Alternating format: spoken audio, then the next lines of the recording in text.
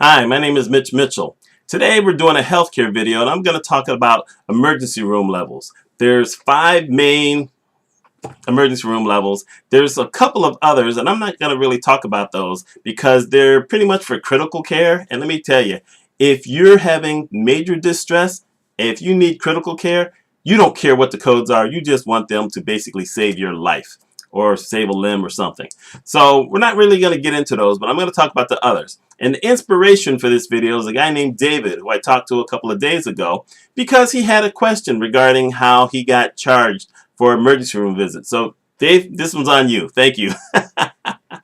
So I did a quick search on YouTube and I found only one video that actually talks about levels of care. And it's really more of a training video for people who are using the Epic software, and it's dull. Oh my God, it was dull. I was getting on my nerve. So I'm hoping that I don't make this dull. I'm hoping this isn't going to be overly long, but I want to give you some kind of idea about the levels that you could get charged. Now, like I said, there's 5 levels, and the codes run from 99281 all the way to 99285. And the way that it's supposed to work for most hospitals in the country is that the one in the middle, which is 99283, should be used more often than anything else, with 99284 probably coming somewhat close, and 99282 maybe a little, dropped a little bit more. It's supposed to be kind of like a bell curve. That's how it's supposed to work. When it doesn't work that way, that's when audits are invited, and that's when Medicare and the state want to come in and look and see what you're doing.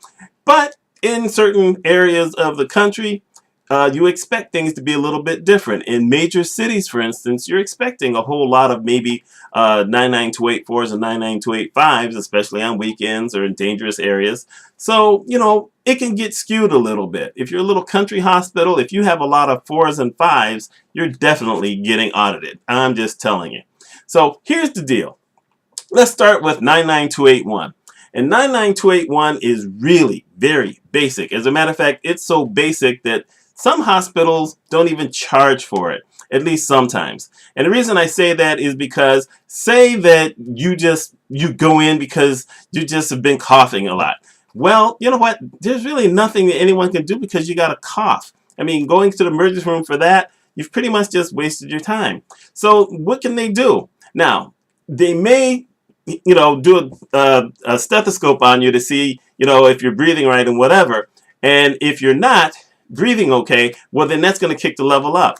But, if you just got a cough, or maybe, you're just feeling a little bit off, or, something like that, or maybe you're taking a child in because the child is screaming, but there's really nothing wrong with the child. They still have to do some kind of, early evaluation or a triage to see how things are. And if they do this little quick triage and say, everything's okay, they may just let you leave, or they can hit you with a level 1 charge.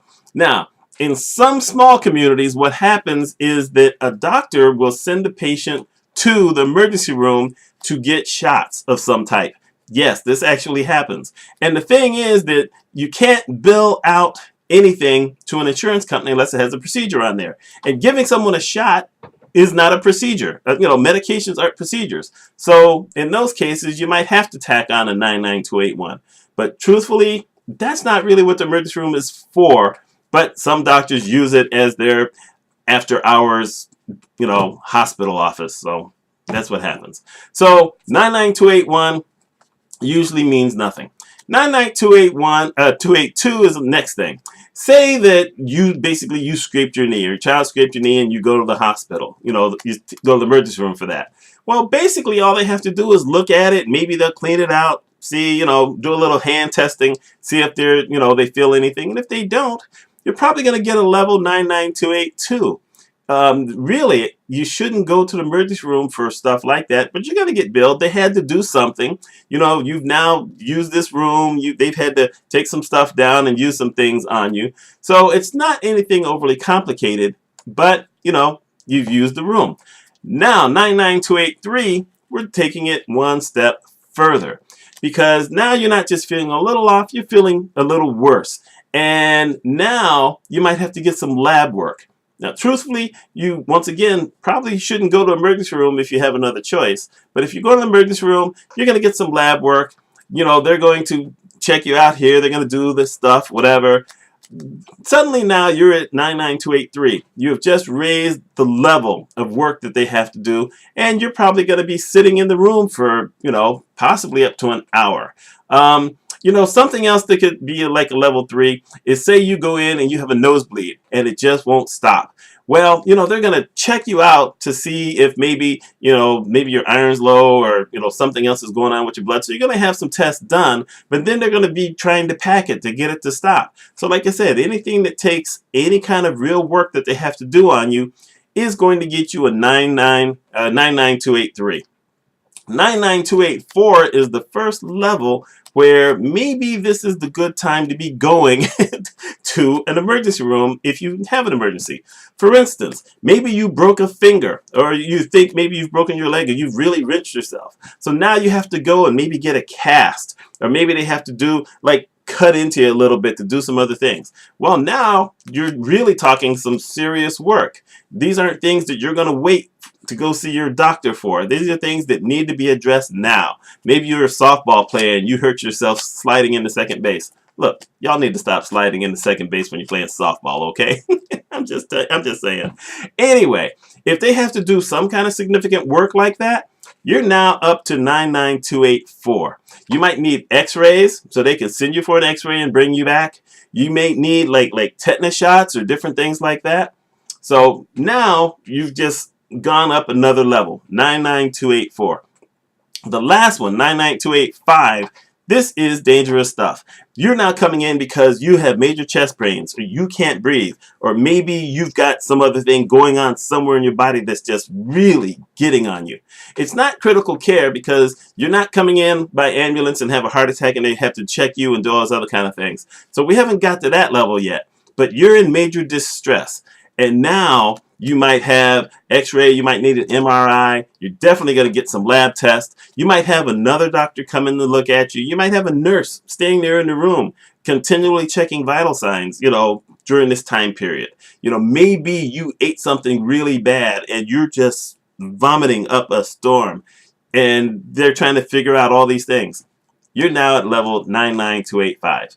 Now, these are just the levels. It doesn't mean that you're not going to get other stuff. If you have lab tests done, you're going to get charged for that.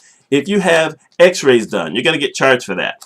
If there is a possible indication that they may need to take blood from you, they're going to hook something up to you, and you're going to get charged for it.